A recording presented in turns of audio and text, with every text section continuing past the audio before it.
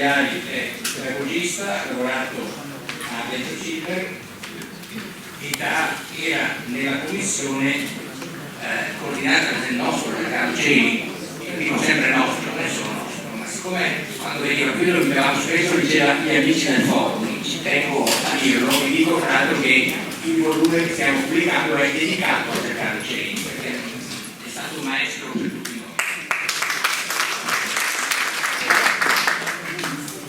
Anche Paola ci ha dato un titolo, in cui c'è la parola bella, che la riprenderà, ed è la parola cura. Avere cura del pensiero che cresce.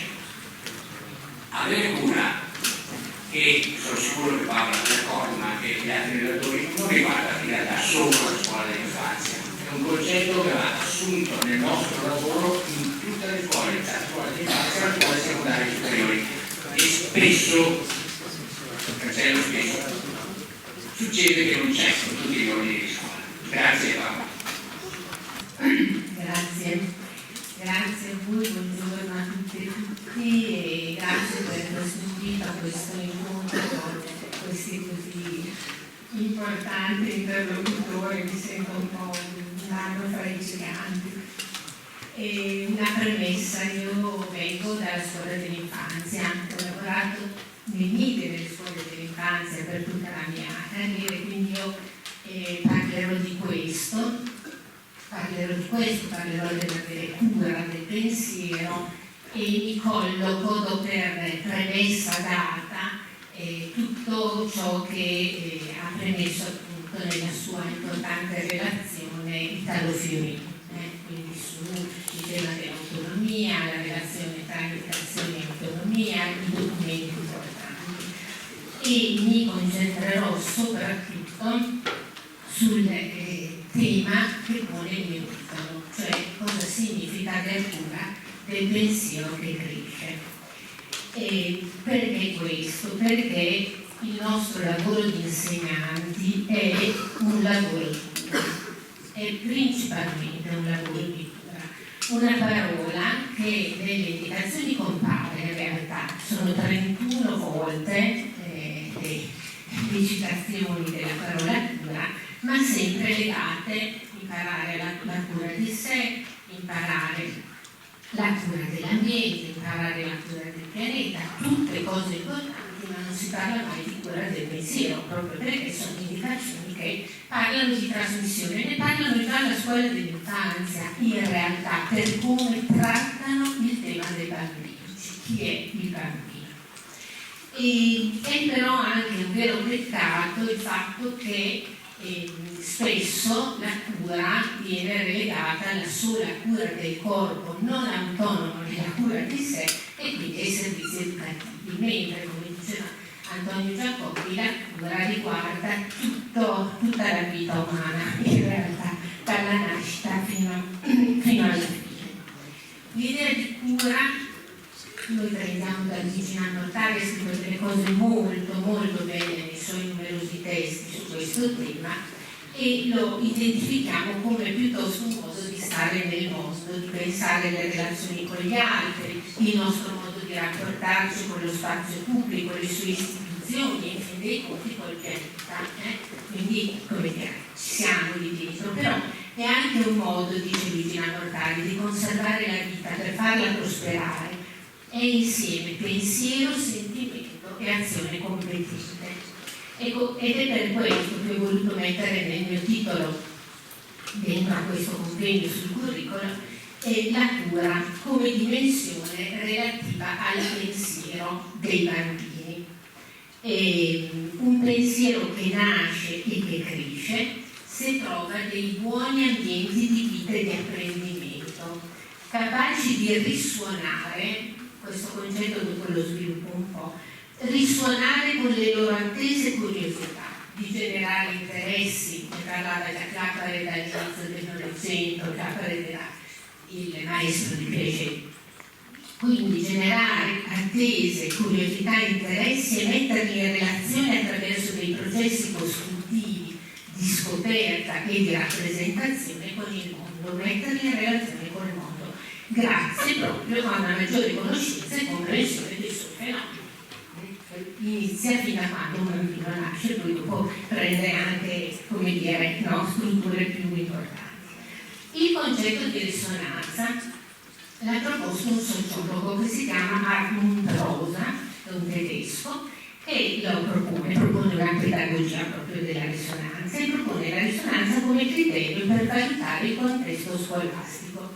Lui dice che la risonanza qualifica una scuola e una formazione come luoghi che attraverso relazioni appunto di risonanza producono una appropriazione trasformativa, cioè una dinamica per cui i contenuti non solo arrivano ad appartenermi, ma mi toccano sul piano esistenziale tanto anche da trasformarmi. Ed è questa la conoscenza è quello che ci trasforma. Quindi prendersi cura del pensiero che nasce e che cresce non può allora essere fatto con allenamenti semplici, e semplice è una parola che nella scuola dell'infanzia ricorre moltissimo. Semplici esercizi, semplici attività, semplici schede finalizzate a un obiettivo specifico. Il pensiero dell'essere umano e del bambino è un pensiero complesso che nasce dal corpo, inscindibile dalla mente, tanto che le neuroscienze parlano di un corpo-mente, quindi il corpo è parte dell'apprendimento sempre, per tutta la vita, e che data proprio la fisiologia del nostro cervello, che le neuroscienze continuano a svelare, è frutto, il nostro apprendimento, dell'integrazione di molteplici percezioni che promuovono connessioni che sono spesso imprevedibili perché soggettive e personali. Insomma, il corpo come mediatore dell'apprendimento. E corpo e mente, azione, pensiero, reale e immaginario sono dimensioni che non possiamo scindere e che coevolvono in una meravigliosa produzione dei nostri bambini di immagini, idee, gesti, emozioni, conoscenze. Ecco, perché ho detto tutto questo? Perché allora la mediazione didattica, di cui parlano le indicazioni e ne parlano sempre nella scuola dell'infanzia come se di solito ci fosse, no? Mentre che mediazione didattica è la costruzione dell'ambiente, la definizione dei tempi, le organizzazioni, decidere se interveniamo o meno, no? Se facciamo una proposta non la facciamo, quindi c'è sempre. Quindi la mediazione didattica, che come diceva Fiorini, è data saggiamente dalla legge dell'autonomia alla responsabilità degli insegnanti nel collegio del docente, ma anche individualmente, è il nucleo vivo vitale del nostro lavoro di insegnante e del curriculum. È la mediazione didattica, cioè come facciamo incontrare i bambini con i soggetti di conoscenza. E quindi quello a cui dovrebbe tendere, io penso, ogni curriculum e in un qualche modo le indicazioni non ce lo impediscono, è offrire opportunità per costruire delle strutture fondamentali trasversali del pensiero. È nei primi 6 anni che queste gettano le basi, si gettano le basi per capacità come ipotizzare, pianificare, trovare somiglianze e differenze, trovare criteri per selezionare, ordinare, classificare, argomentare, immaginare. Per questo, come dicono le linee pedagogiche per lo 06 che sono ancora vigenti, noi non parliamo di discipline che fanno affette e sapere, ma i sistemi simbolico-culturali vanno considerati come quadri culturali a disposizione di insegnanti ed educatori per interpretare e amplificare le esperienze dei bambini. E i campi di esperienza che traducono i sistemi simbolico-culturali in contesti, no, che favoriscono l'espressione, la scoperta, l'acquisizione di conoscenze, lo scambio sociale e l'avvio di una prima competenza riflessiva. Quindi non sono delle discipline, l'ho già detto, ma nella mediazione didattica i vari obiettivi indicati nei diversi campi di esperienza si intrecciano e collaborano. Se prendete ad esempio, ma non ve li leggo, gli obiettivi dei discorsi e le parole di questo campo di esperienza, tutti sappiamo bene che si raggiungono solo se c'è attenzione all'aspetto del linguaggio verbale in tutte le attività degli altri campi di esperienza. come gli obiettivi, anche in questo caso non ve li leggo, del campo di esperienza, immagini, suoni e colori, che non sono separabili da attività pensate per la conoscenza del mondo, ad esempio. Allora, come curare il pensiero? Ecco, ho pensato di portarvi due piccoli esempi che tratterò molto rapidamente per stare nei tempi. Spero che creino risonanza in voi, appunto, nel senso che ho detto prima. La prima situazione è portare il numero dei bambini in cucina. Chi lavora nella scuola dell'infanzia sa che al mattino bisogna contare i bambini per avere il pranzo per tutti. Lo facciamo tutti i giorni, è una struttura organizzativa necessaria.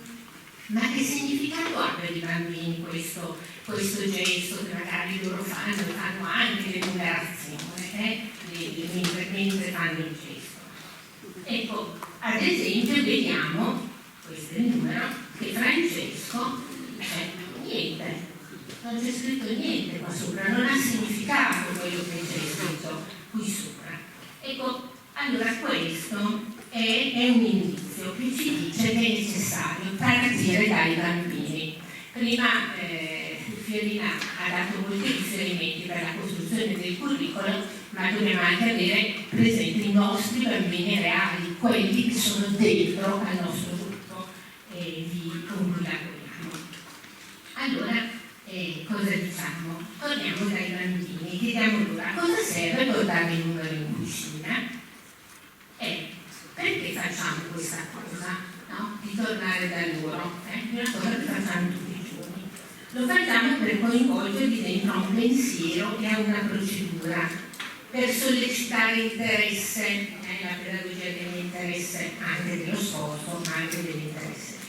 Scoprire i loro modi di guardare il problema, come lo guardano, perché ci sono tanti modi per guardare un problema. Capire dove anche possiamo rintracciare la possibilità della risonanza, no? Di creare in loro risonanza con questo problema. Sappiamo tutti, perché i bambini posseggono competenza, come diceva Italo Fiorino, che i numeri sono molto presenti nella vita dei bambini, sollecitano anche molte curiosità. Potremmo anche fermarci qua. Angelica ci dà già la soluzione, no? Si fa così e rifà il gesto abituale fatto sempre tutti i giorni.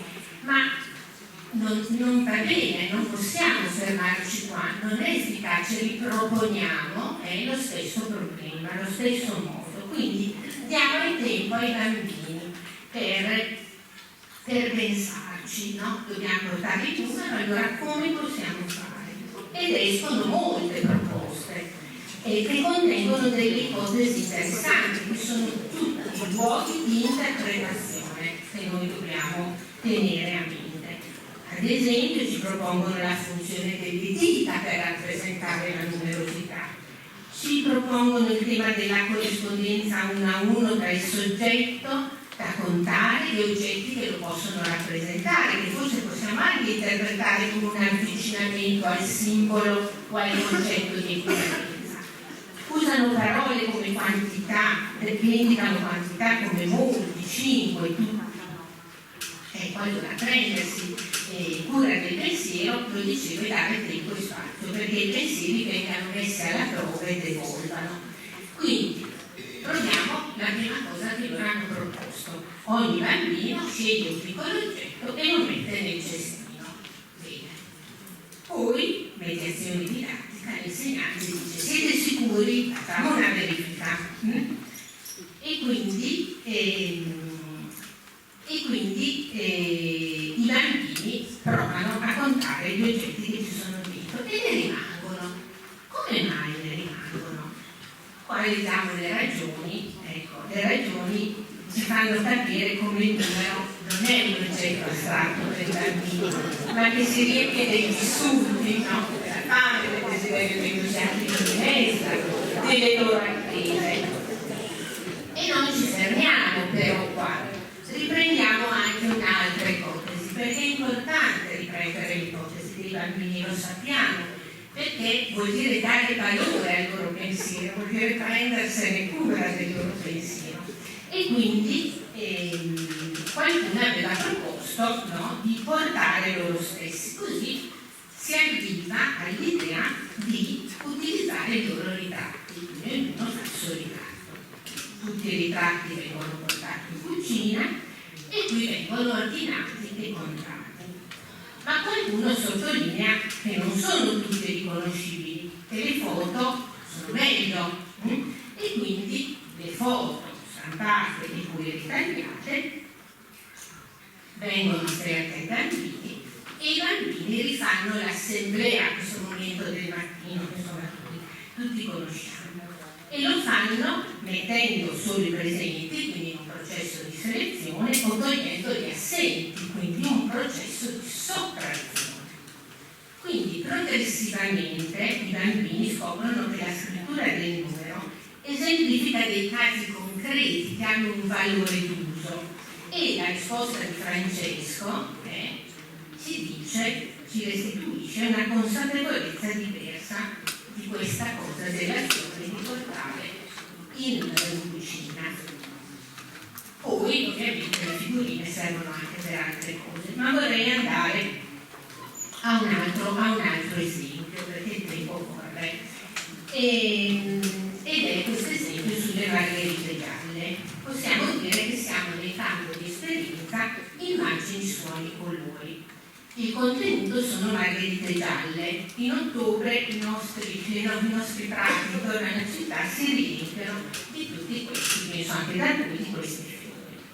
Riconduciamo questo progetto a una competenza attesa nell'ambito del campo di esperienza immagini, suoni, colori, e a un obiettivo specifico.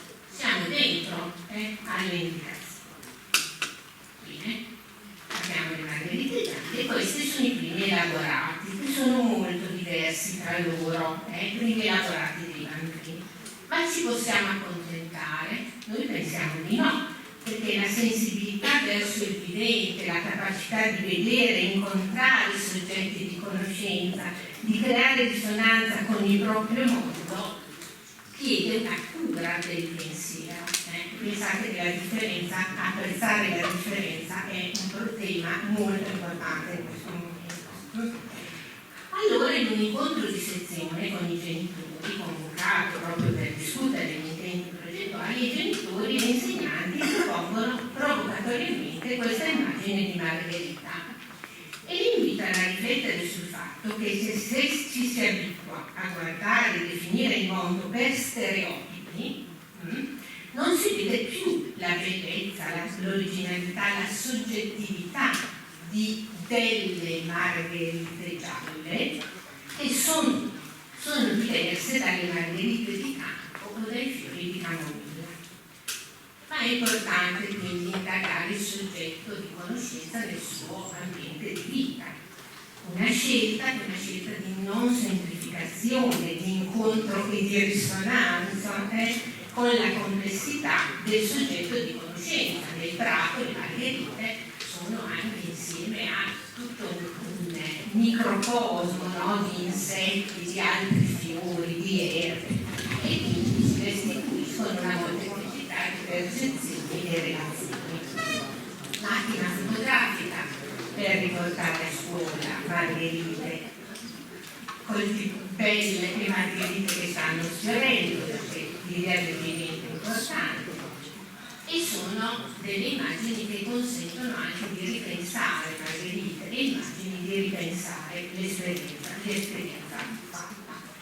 Molte sono le cose che accadono in sezione, ma la sezione può accogliere anche questa molteplicità di possibilità di rappresentazioni delle margherite, grafica, pittura, luce, acquerello, creta, perché i 100 linguaggi non sono 100 possibilità di fare, ma sono una visione democratica, una cura del pensiero, consentire ai bambini di trovare i linguaggi più empatici con i loro modi di apprendere, di conoscere, di comunicare e di elaborare, e quindi è un valore della differenza.